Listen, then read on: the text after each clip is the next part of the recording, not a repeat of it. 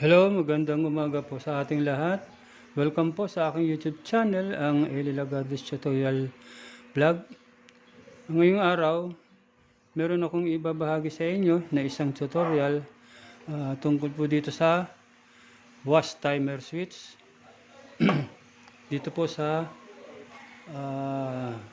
selector switch.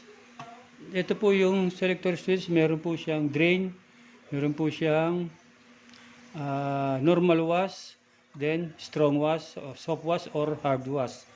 Yan po yung ano po nitong selector switch, yung kanyang trabaho. Dito po tayo sa ating timer switch. Ito naman po yung trabaho nito, ay paanda rin po yung ating motor sa pamamagitan po ng pag-ikot po dito. Meron po itong mga number 1, 2, 3 hanggang 15 po. Yan po yung kanyang timer. Pag dumating siya ng 15 or 15, sinwitch na sa 15, pag bumalik po siya sa 0, magka-cut off po itong kanyang timer switch. Mag-go off na po siya. Ngayon, ano po ba ang gamit ng isang timer switch? Ang timer switch po, meron pong 6 na wires. Ito pong dalawang hiwalay na to dito sa 4. Ito po yung pinaka-switch niya. Dito po natin nakakabit yung ating power cords or power supply. At dito naman po sa 4 na to, andito po yung normal wash, hard wash, or soft wash, o kaya strong wash. Then dito na po sa dalawa na to, meron po ritong andito naman po yung tinatawag na forward saka reverse. Ngayon, paano natin malalaman yung hard wash or soft wash or normal wash at saka yung kanyang forward saka reverse? Tetest po natin siya sa pamamagitan ng ating tester analog.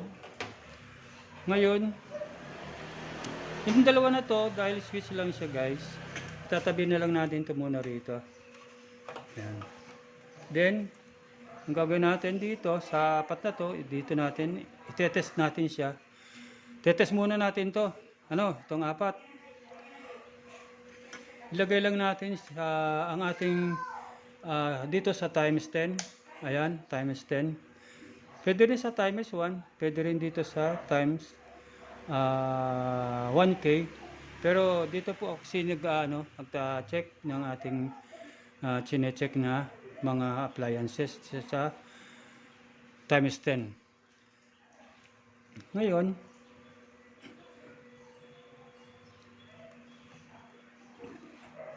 unahin natin tong kulay yellow. Tapos dito natin ilagay sa pula. Dito po sa pula, ito po yung yellow. Lagay natin sa pula. Ayan, wala pong paggalaw. Dito naman po sa orange, wala rin po siyang paggalaw. At dito po sa blue, ayan, wala rin po siyang paggalaw ang ating pointer. Ngayon, ang gagawin natin dito, isi-switch natin tong timer switch. Ayan. Ang common po nitong ating timer switch ay ito pong kulay blue. Gagawin natin, ilalagay natin itong dulo ng ating isang tester at i-check natin yung mga wires na to, itong 3 wires na natitira. Titignan natin po kung gagalaw po yung ating pointer. Ayan, meron.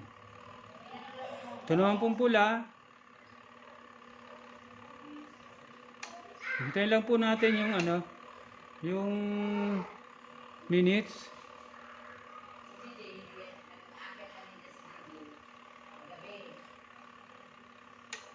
Ayun, meron din.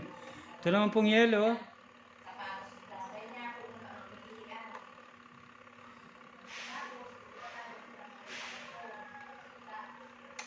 Ayan, meron din ano. Ngayon guys, hahanapin naman natin dito yung kanyang normal wash saka soap wash. Yung pula na to, kukunin natin tong pula, ilalagay natin dito. No, tapos test natin tong kulay orange. Hanapin natin to guys yung normal wash saka yung kanyang hard wash. Magbibilang lang to. Katulad niya, 1, 2, 3, 4, 5. 5 to 6 seconds ano guys. Dito naman sa kabila, itong kulay blue. Hintayin lang natin guys na pumalo yung ating pointer. Saka tayo magbibilang. 1, 2, 3, 4, 5, 6, 7, 8, 9, 10, 11, 12. Ayan, 12. So, guys, di ba pinakita ko sa inyo kanina na, sinabi ko sa inyo na kung alin yung may matagal na oras o yung seconds, yun po ang normal wash. At yung may mabilis po ay ang ating pong hard wash or soap wash. Dahil ito po ay 6 seconds lang at ito pong kulay blue ay 13 seconds. Ito po yung magiging normal wash. At ito pong orange, ito yung po ang ating soap wash. Ngayon, dito naman po sa dalawa na to, itong pula sa yellow, tetest po natin to kung ito na po yung forward saka reverse. Pag hindi po pumalo yung ating pointer, sila na pong dalawa ang ating reverse or forward. Ayan. Hintayin na po natin mga 15 seconds, no? 1, 2, 3, 4, 5, 6, 7, 8, 9, 10, 11, 12, 13, 14, 15, 16, 17, 18, 19, 20. Yan. So guys, dahil hindi pumalo yung ating pointer, itong dalawa na po na ang ating magiging forward at saka reverse. Ito pong kulay pula, saka ito pong kulay yellow. At dito naman po sa dalawa na to, ang ating pong kulay blue, yun po yung normal wash. At ito pong orange, yun ang ating soap wash. So, paano natin naman ikakabit dito? Iko-connect dito sa selector switch itong dalawa na to. Bali, tatlo po ang ilalagay natin dito sa ating selector switch. Ito pong isang linya na galing po sa switch na to. Ito pong kulay violet ay gray. Ito po yung ilalagay natin dito sa ating selector switch. Tapos ito pong dalawa, ito pong blue saka orange, dito rin po ito sa selector switch. Andito po yung normal saka soap wash. Ngayon, paano naman po natin malalaman yung normal saka yung soap wash dito sa dalawa na to? Kasi ito pong kulay gray, ito po yung common or sa supply po ng ating kuryente. Ngayon, ito pong dalawa na to, dito po natin malalaman kung alin po dito yung soap wash saka normal wash. Isa-set po natin to dito sa strong or normal soap wash, itong kanyang switch. Then, itetest natin. Pag gumalaw po siya, Pag gumalaw po yung ating tester o pumalo, yun po ang ating magiging soap wash or strong wash dito po sa dalawang wire na to. At ito pong kulay gray na to, ilagay po natin yung isa nating dulo ng ating tester, saka natin itest. Ayan. Nakalagay na po. Then, ilalagay lang po natin itong isang dulo ng tester sa dalawa na to. Pipili po tayo dito kung alin dito sa wire ang strong wash. Pag pumalo po yan, halimbawa, ito po yung violet. Pumalo siya. Ayan, wala po siyang pagpalo. So, balik natin naman dito sa kulay blue. Ayan. So, guys, ito na yung ating strong wash, itong kulay blue. Ano? Itong kulay blue kasi nakatutok siya. Yung ating switch ay nakatutok sa strong wash. Ang magiging normal wash na guys ay itong kulay violet. Ito. Lagay natin sa normal wash yung switch. Tapos ilagay natin itong isang terminal ng ating tester. Pag pumalo po siya, yun yung magiging normal wash na. Ayan guys, pumalo siya. So, alam na natin ngayon kung alin dito sa dalawa na to, yung normal wash saka strong wash. Ganyan lang guys, yung pag-test kung paano natin malalaman yung normal wash saka soap wash dito sa kanyang selector switch. So, paano naman natin to i-connect? Ang pag-connect po nito, ganito lang. Hahanapin po natin dito yung ating normal wash. Ito. Nilagyan ko na siya ng tag. Yan guys. Ngayon, hanapin natin dito yung normal wash kanina guys, di ba? Yung kulay blue. Connect natin siya. Ganyan. Kuha lang tayo ng connector para ma-connect natin yung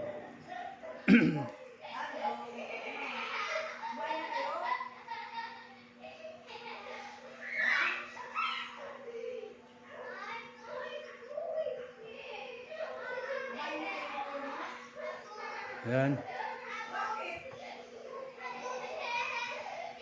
Putulan lang natin to ng konti kasi masyadong mahaba yung wire.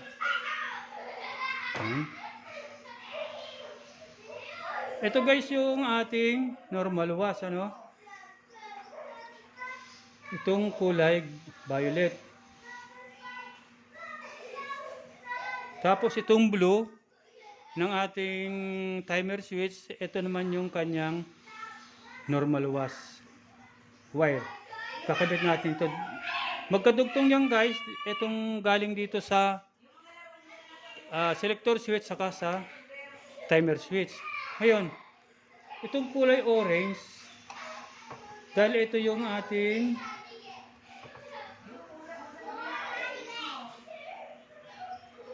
ating hard wash or soap wash. Dito naman natin siya ikakabit sa kulay blue. Ayan, oh yes, kulay blue. Dito yung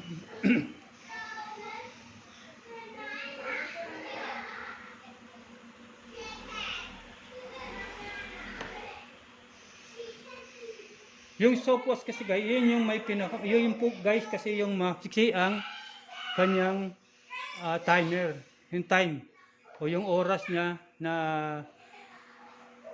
pag-ikot ng pulsator ay 7 seconds lang. Yung normal wash, yun yung may mahabang time o oras para umikot yung pulsator. Meron siyang 13 or 14 seconds na oras. Kakabit natin siya dito.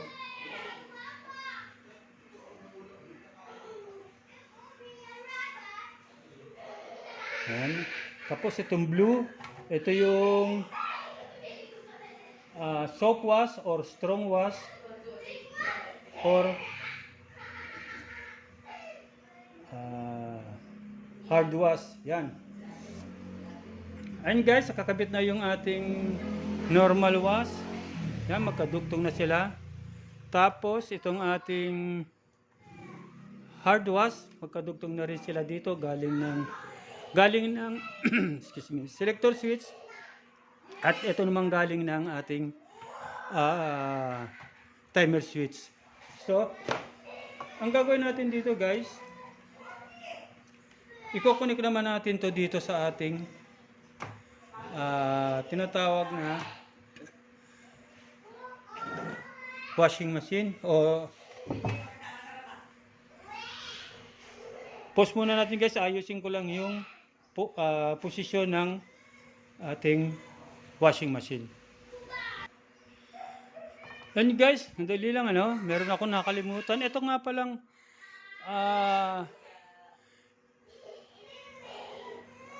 galing sa switch na wire, kukonek po natin dito sa common ng ating selector switch. Yan. Masyado pong mahaba, bawasan natin.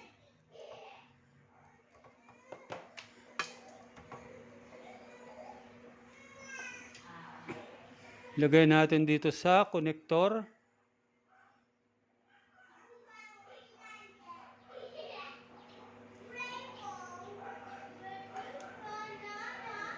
Ayan. Tapos itong isa na galing sa ating timer switch.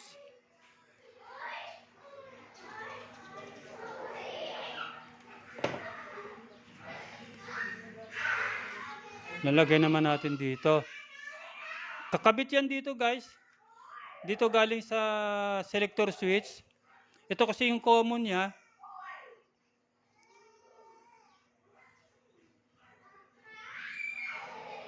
Ayan. So nakalagay na siya guys, ano?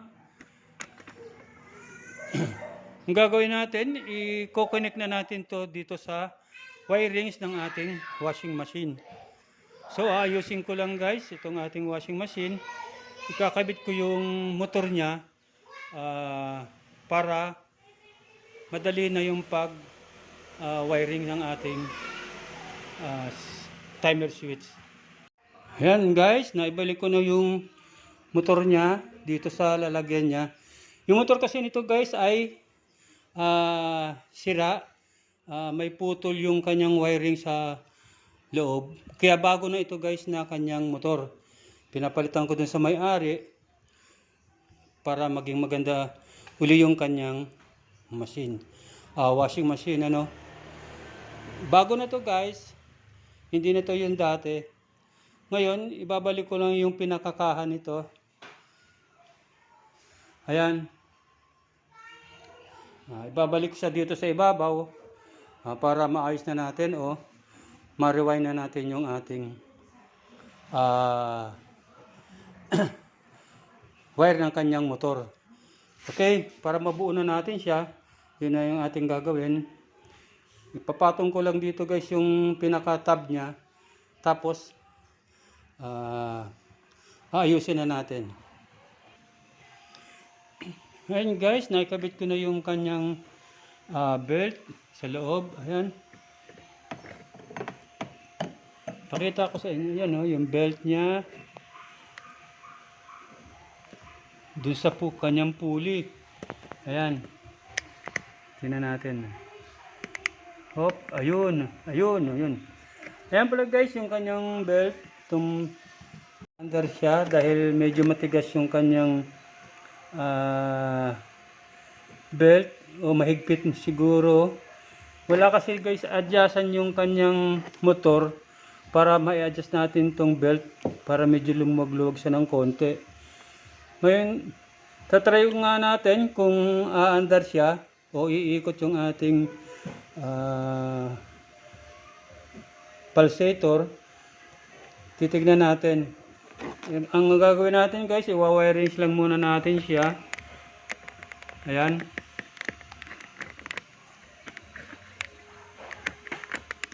Pasensya na kayo guys, wala tayong tagahawak ng ating camera kaya medyo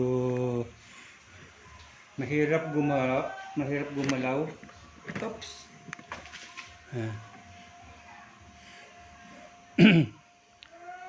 Ito guys yung mga wirings niya. Ito yung wirings ng kanyang motor. Dito sa wirings ng motor guys, meron siyang tatlong wire. Ang kulay niya ay black, ito. Tapos itong kanyang yellow, tsaka itong red. Hindi na natin to guys tetes kasi alam naman natin dito kung alin dito yung common, yung forward saka yung reverse. Ang common nito guys ay itong kulay black. Ayan. Tapos ang forward niya ay itong pula. Then yung reverse niya ay itong kanyang yellow na kulay. Tapos meron tayo rito.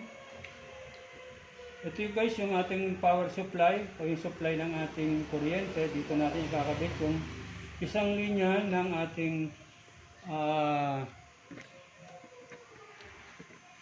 dali lang guys ha.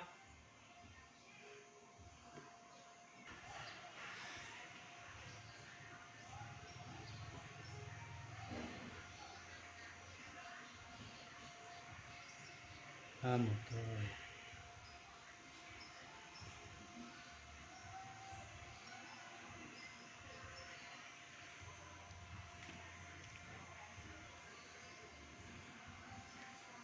Ito guys, ito yung linya ng ating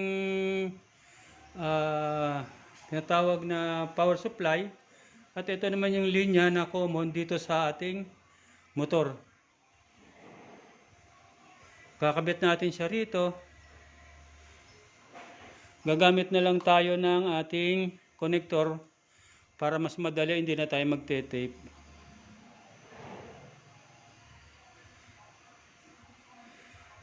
Kabit natin dito sa isang linya. Ito yung line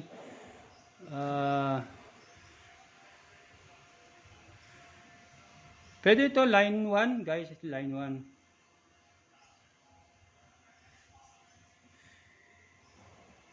Itong linya na to na kulay blue, ito yung gawin nating line 2 papunta ron sa timer switch. Ito, line 2. Then itong ating reverse, itong kulay red, saka itong kulay yellow, itong reverse, at itong forward, kulay red. Kakabit natin siya dito sa ating capacitor. Walang problema guys, maski magkabaliktad siya dyan. Connector. Gagamit na lang tayo guys ng connector.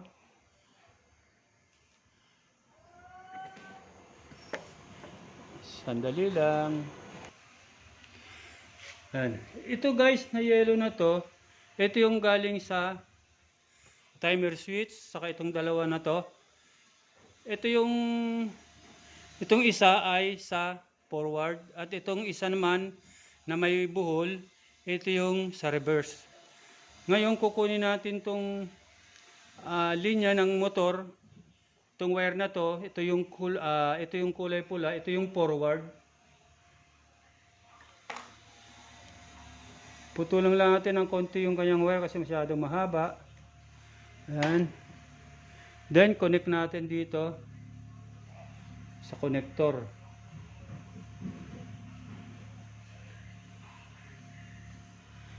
Tandaan nyo guys ha, tandaan nyo. Ito yung forward galing sa timer switch. At ito naman pula na to, ito yung forward galing dito sa ating motor.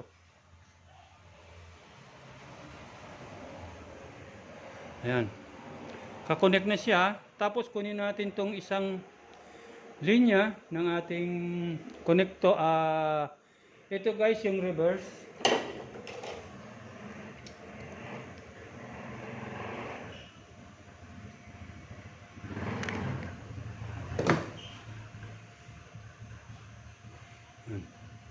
Kabit natin siya sa connector.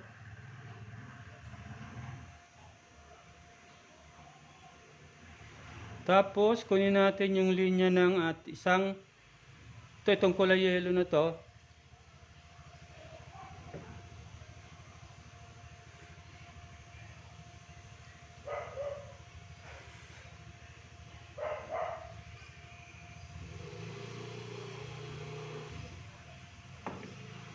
Ito guys yung reverse. Ito yung galing sa motor. At ito naman yung galing sa taas, dun sa kanyang timer switch. Contact lang natin dito.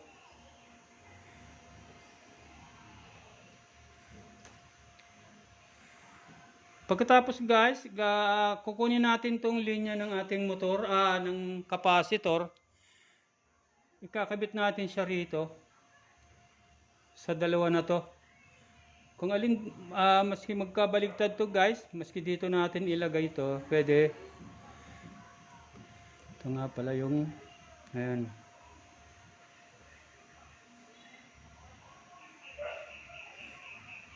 Ito guys, yung isang galing sa capacitor at ito yung galing sa motor.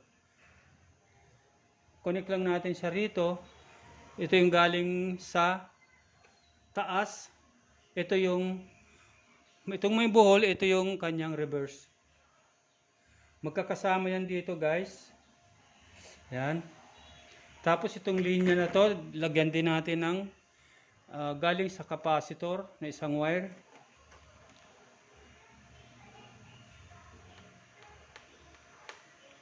Tanggalin muna natin to isa. Ayan. Para natin to ikabit.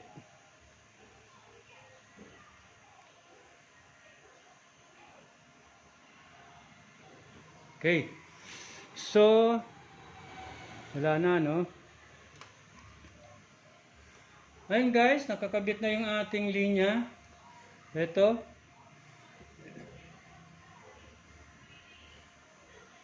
Etong linya na to na galing sa, itong isang block na to, ito yung galing sa ating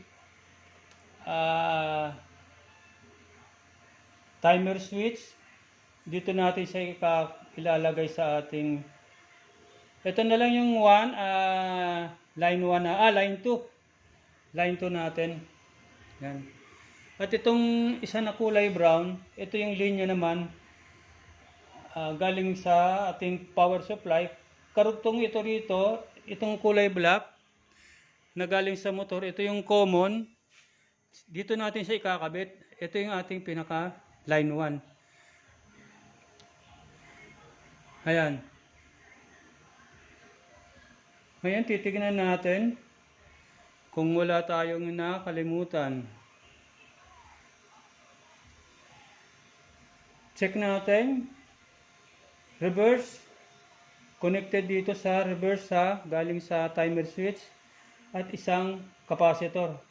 Kaya bali tatlo sila na magkaka-connect. Then ito ring isa na galing din sa itong kulay pula, itong galing din sa ating motor, ito yung forward. Tapos yung capacitor, isang wire din, itong isang wire na galing din sa ating timer switch, ito yung forward. Tapos itong block guys, itong block na to, ito yung ating line 2, connected ito doon sa timer switch. At ito namang kulay brown, tsaka black, ito yung common ng ating motor. Connected siya rito sa isang kulay ng ating power supply, itong kulay brown.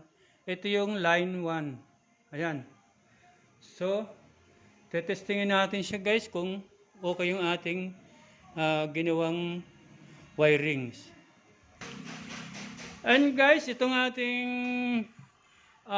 washing machine, naka-switch siya sa ating sa kanyang hard or soap wash. Ngayon sabi ko sa inyo kanina, yung ating soap wash ay yun yung mabilis yung ikot o mababa yung oras ng kanyang pag-ikot. Ayan guys, titignan natin, bilangin natin yung kanyang kung ilang seconds. 1, Dali lang guys ha. Ulitin natin. Pag nag-switch siya, nag-on, bibilangin natin kung ilang seconds. 1, 2, 3, 4, 5, 6, 7. 7 seconds lang siya guys, yung kanyang oras. Ulitin natin. 1, 2, 3, 4, 5, 6, 7. Ayan guys, 7 seconds. Ngayon, switch naman natin siya sa normal wash. Ang normal wash guys ay mahaba yung kanyang oras. Yan. Nakalagay siya guys sa normal wash. Ulitin natin ano.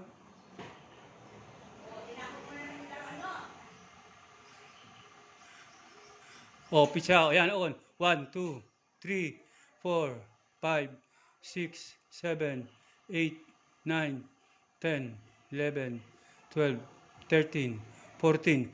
Guys, 14 seconds yung tagal ng kanyang pag-ikot. Ulitin natin ano. Try natin na kung tama yung ating sinasabi. 1, 2, 3, 4, 5, 6, 7, 8, 9, 10, 11, 12, 13, 14.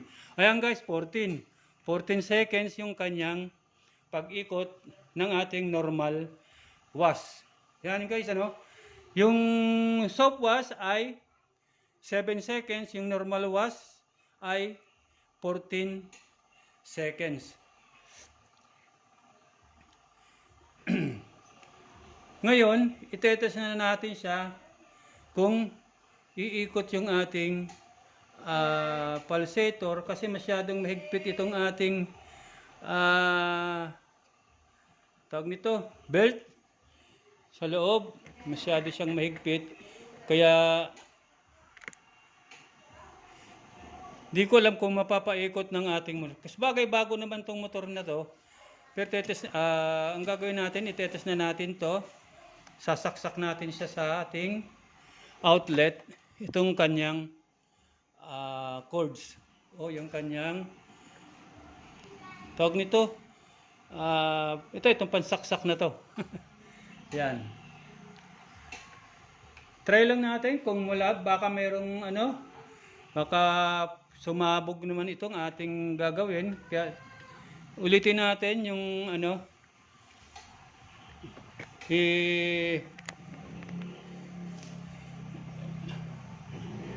yan. Itong kanyang block na to, itong wire na block, ito yung papunta sa timer switch. Connected siya doon. Then, yung kanyang itong blue na power supply natin, o yung supply, nakakonect yan doon. Dito sa block na to, na papuntang timer switch. Ngayon, ito naman sa ating motor. Ito yung common ng motor, itong kulay black. Tapos itong brown, ito yung ating line 1. Connected siya, magka-connect silang dalawa. Okay? Ito rin dito naman, itong kulay blue saka itong black, connected din. Then, itong ating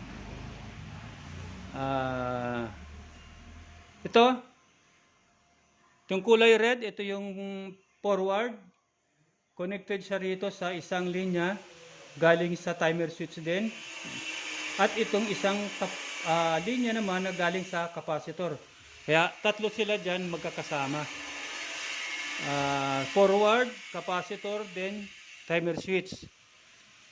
Same din dito guys sa ating reverse. Itong kulay yellow, itong kulay yellow na to, galing to sa motor. Then itong kulay yellow isa ay galing naman sa ating capacitor. At itong may buhol na to, ito yung galing din sa timer switch. Ito yung kanyang reverse. Ayan. Okay na ba guys? Nasundan nyo? Ngayon, itetest natin siya. Isasaksak natin itong ating plug sa ating outlet. Wala sanang pumutok o wala sanang sumabog.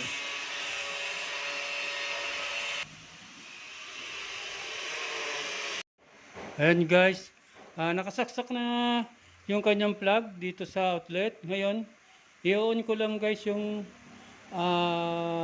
timer switch dito sa taas. Hindi ko na mapakita kasi yung camera naka-steady lang dito sa ating motor, saka dito sa kanyang pulley dito sa loob ng ating washing machine. I-switch ko na lang guys. Tapos to, pag-ikot niyan, tetestingin natin kung kakayanin ng motor na paikutin yung kanyang pulley na nakabit sa pulsator. Yan guys, ano? I-switch ko na muna yung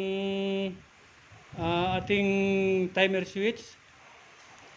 Tignan natin kung umandar siya. Ito naman ay na-check na natin to, na-double check na natin itong mga wirings. Okay naman yung wirings niya. Wala naman tayong nakaligtaan. At wala naman tayong nakitang na pwedeng maging tawag nito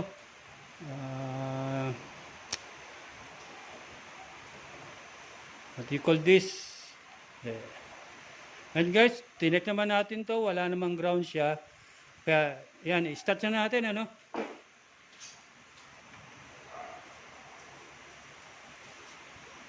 nakalagay na nga pala to sa soap wash lang para madali lang yung pag-ikot niya.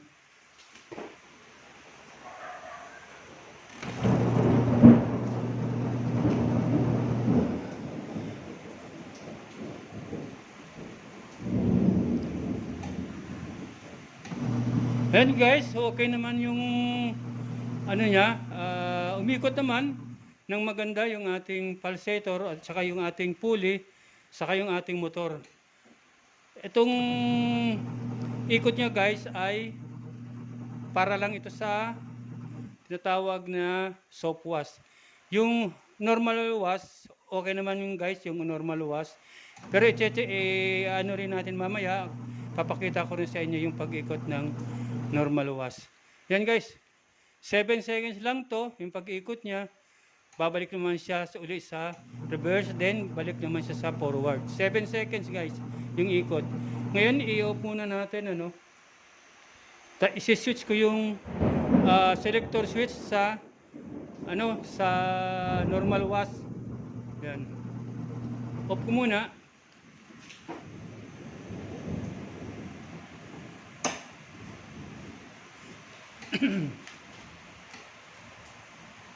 Ngayon, saksakuloy natin ay ayan. Ito guys yung normal wash. 14 seconds yung tagal ng pag-ikot ng kanyang motor. 14 seconds. Hindi katulad kanina na 7 seconds lang doon sa soap wash or hard wash. Ayan. And guys, okay naman yung resulta ng ating repair o ng ating wirings. Wala naman pumutok o sumabog dito sa mga wirings na to. So guys, magpapaalam muna tayo, pero bago ako magpaalam, pwede po bang pakisubscribe po yung aking YouTube channel nang sa gayon po maging maganda na po yung takbo ng aking channel. At pindutin nyo na rin po yung notification bell para lagi po kayong updated sa mga video ko pong ina-upload sa YouTube. Kung meron pong ads yung aking pong video, huwag po kayong mag-skip. Then, i-share nyo na rin po at like. At mag-comments na rin po kayo para malaman ko naman kung ano yung aking gagawin na kung may mali o may tama. Maraming salamat po. Hanggang sa muli po. Paalam muna. Bye-bye.